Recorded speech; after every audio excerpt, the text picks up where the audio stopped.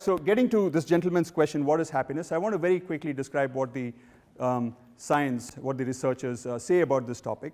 So you can think about happiness as consisting of 4 different kinds of experiences. The very first experience is pleasure. We, of course, know what pleasure is, right? If you eat good food or you have a good shower, you have a good massage, etc. There's nothing wrong with pleasure, but it is not the most desirable kind of happiness, most desirable kind of positive experience for some reasons that I will explain. The second kind is positivity. These are positive experiences or emotions like love or joy or pride or gratitude or hope or interest or laughter. The third is meaning. Meaningful experiences constitute contributing to somebody else, making somebody else happy. And we are all aware of those kind of experiences. Sometimes those meaningful experiences call for actually going through displeasure yourself or going through even pain yourself. In 2001, when the World Trade Center event happened, a lot of firemen jumped into the building. Okay, they were doing something that was truly meaningful for them. If you stopped them at that point and asked them, why are you doing this? You're going to die. Are you stupid? They would probably say, no, I want to do this. This is a service to my countrymen. This is what my values are. I'm doing something that's aligned with my values. The final type of experience that can be also called happiness is doing something that is aligned with your purpose. Everybody has some talent. Everybody has some intrinsic interests. And if you're doing something that's really aligned with it, then you're doing something that is purposeful, even if it doesn't really benefit somebody else. Like, for example, you're playing the guitar. You're learning to play the guitar, right? Or you're learning to garden. Or you're learning to be a good parent, etc. Okay? So I really want to think about happiness as something that's broad, and I want to encourage you to think about happiness as something broad as well. So you can think about happiness as an umbrella term that captures many different experiences under it. And I would say that you want to focus on purpose and meaning more than pleasure, because both purpose and meaning actually contribute to long-term happiness. With pleasure, it is always going to be short-lived. If you enjoy the first piece of chocolate a lot, second piece is going to be a little bit less, third piece even lesser, and by the 100th piece, you're not really going to enjoy it. So pleasure can't really last, but purpose and meaning really give you a lot of sustained happiness in the long term. So I want to encourage you to define happiness, equate happiness to purpose and meaning rather than to pleasure. So, very important question, what does it take to be happy at work? Okay, this is cutting-edge new research that's coming out, and I want to present to you the 5-factor model of happiness. It's called the BAMBA model. It's a really interesting name. I think it's easy to remember, so I call it the BAMBA model. And basically, there are 5 forces that are all important, and if you fulfill all the 5 forces, you become a star, like the star in the middle of this figure here. Okay, you become a star performer. You become a star employee for your organization. So what are the 5 factors? B is basic needs. So your basic needs need to be fulfilled. This is, of course, very, very important, right? Without your basic needs being fulfilled, you can't be happy. Forget about being happiness. Even to be not unhappy, you need your basic needs fulfilled. There's a lot of research showing that. In the United States, for example, there's a very strong correlation between how happy people are and how much money they earn, up to $85,000 per household per year. 2 adults, 2 kids, $85,000 is a very strong correlation. After that, it flattens out. In fact, comes down over $150,000. Okay, why? Why is that $85,000, why is there a strong correlation? Because it takes so much money for a household of 4 people, 2 adults, 2 kids, to put food on the table, to have medical attention, to have transportation needs, to have enough comfort in the house, etc. Basic needs are very, very important, of course. Then comes autonomy and mastery, belonging and abundance, and I'm going to describe these things as we go along a little bit later. Now, very, very important concept in this BAMBA model is what I call it takes 2 to BAMBA. Similar to how it takes 2 to tango, right? It takes 2 to BAMBA, meaning that you have to do certain things for you to be happy, and your organization has to do a certain set of things for you to be happy. So it takes 2 for you to be happy. It takes partnership between the 2. But it's more important for you to contribute to your own happiness than it is for the organization, okay? So this picture here shows that 50% of our happiness, this is, by the way, from research by Sonia Lyubomirsky, who's written an excellent book called The How of Happiness. 50% of your happiness comes from your genetic profile. your hardwired tendencies that you cannot change. Your parents were happy, your grandparents were happy, you're likely to be happy. If they were unhappy, you're likely to be unhappy. So 50%, as much as 50% comes from a hardwired potential. Only 10% comes from circumstances, where you live. You live, of course, in a beautiful city, right? If there's any city that makes you happy, I think it would be Sofia. It's got so much greenery, this beautiful mountain in the backdrop, wonderful people, etc. But only 10% comes from your circumstances, where you live, what kind of neighborhood, what kind of food you eat, and so on. 40% of things under your control come from your own attitude. And we're going to discuss this quite a lot towards the end of today's workshop. Okay, so what it means is if you look at things under your control, right? Genetic hardwiring is out of your control. So things under your control, 80% of your happiness depends on your own attitude. Only 20% comes from your circumstances. So you cannot really expect your organization to do things for you to make you really happy. Even if they do many things, it will only increase your happiness by maximum 20%. 80% of your happiness depends on you. Okay? So this is captured in the statement that I really love by a person called Anais Nin, who says, we don't see things as they are, we see things as we are. So if you smile, the world smiles at you. If you're in a good mood, it seems like everybody seems to be in a good mood. Everybody seems to be at least in an acceptable mood. But when you're feeling depressed, when you're feeling sad, then the whole world seems to be depressed as well. So it's very, very important to take responsibility for your happiness in your own two hands. Nobody else can do as much for your happiness as you can do yourself. A very, very important point to remember. All right, so let's get to the basic needs.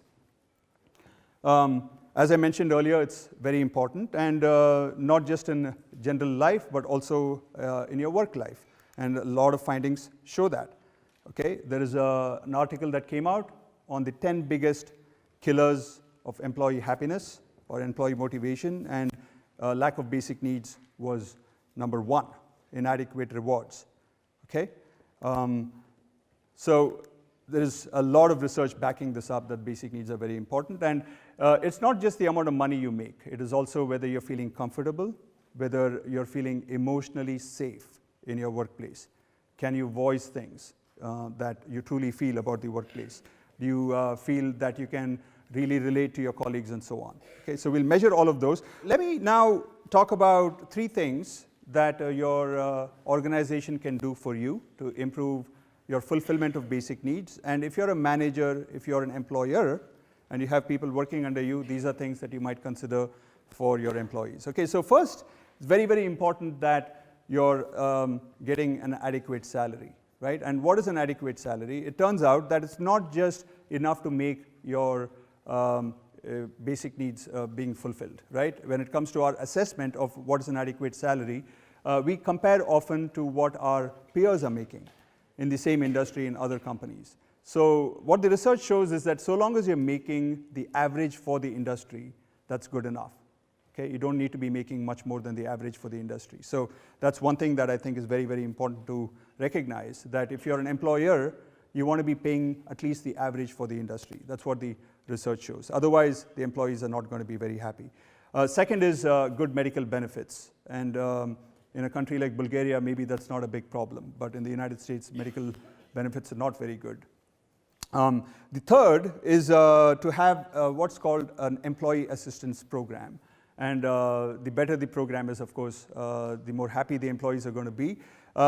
What has been discovered in the United States, and I don't know to what extent it's true in Bulgaria, is that a lot of people feel very awkward, very uncomfortable approaching people for psychological help.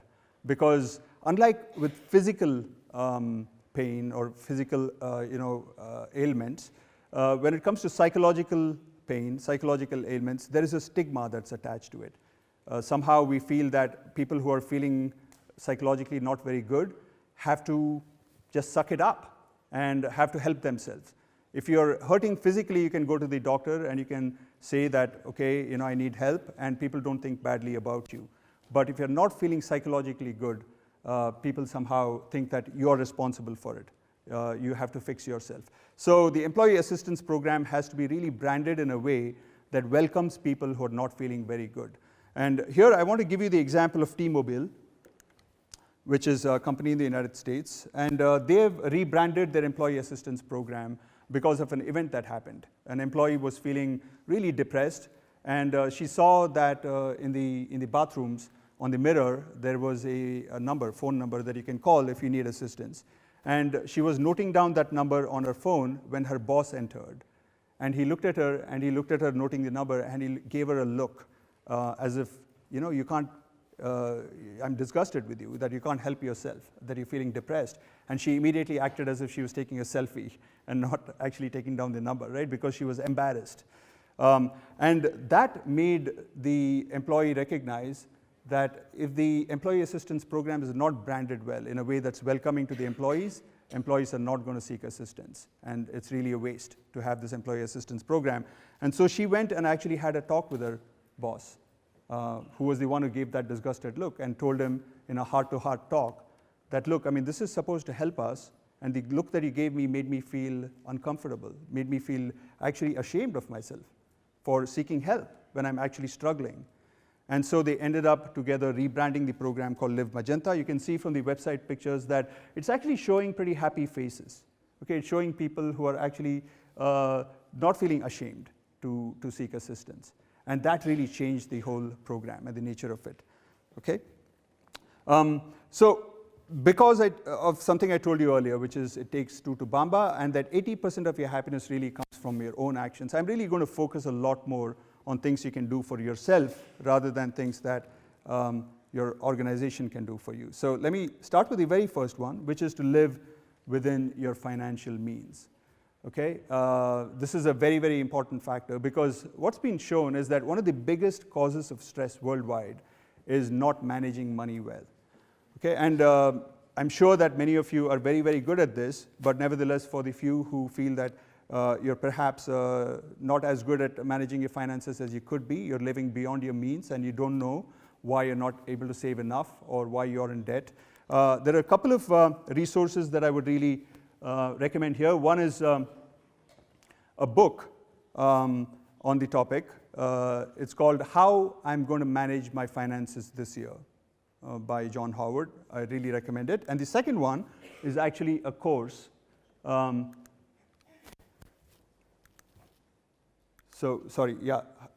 Okay, this is the year I put my financial life in order by John Schwartz, and the second one is actually this course on financial literacy for everyone. It's offered by McMaster University. It's on Coursera. I really highly recommend this course. The second thing, and I'm really going to focus on the second and third thing here for this particular factor, is maintaining a journal. What's been shown in the research is that if you maintain a journal every day of your life, it really has huge psychological benefits. What happens when you maintain a journal is that you're giving yourself an opportunity to reflect on the events that happened that day. And if you think about our life right now, it's very different from how our ancestors used to lead their life. Back in the day, people had a little more free time. When the day's events were over, they would take a walk, they would have a discussion with their friends, with their family members, to summarize the day's events and to come up with some conclusions about what happened that day. And it turns out that that activity is very, very important for our psychological well-being, our emotional well-being, to be able to summarize what happened each day. And unfortunately, we don't have that luxury of time right now. And what I recommend is to maintain a journal. Actually, there's a researcher by the name of Jamie Pennebaker at the University of Texas at Austin, which is where I'm at. And his work shows that if you maintain a journal, then you're able to come up with the summary for the day, to make meaning out of the day, to achieve something called psychological closure. And it turns out that that's very, very important for you to feel good. There's a lot of research on that, and here are some articles that actually show that on the emotional and physical benefits of expressive writing. Okay, so you will see in your workbook, towards the end, I actually have included 2 pages from the journal. And you can see from the first page in the bottom half, there is this section titled 3 Significant Things That Happened Today and Why They Happened. Okay, so I would say that you should at least write 1 line every day in your journal. about what happened that day, especially the significant events. And because we are dealing with happiness at work, if you could write about things that happened at work. So for example, that I got an award for innovation in teaching, okay? Or the Coursera course that I'm teaching on employee happiness got approved by my university to be offered to the students at my university. Of course, these are pretty big things that happened to me that particular day. It doesn't need to be such big things. It could be something a little bit more small, like for example, a stranger smiled at me, or I found $5 on the road, okay? So it can be even small things, but you need to write 3 significant things that happened each day, and then come up with some reasons as to why they might have happened. So this is the idea of carving meaning out of what happened that day.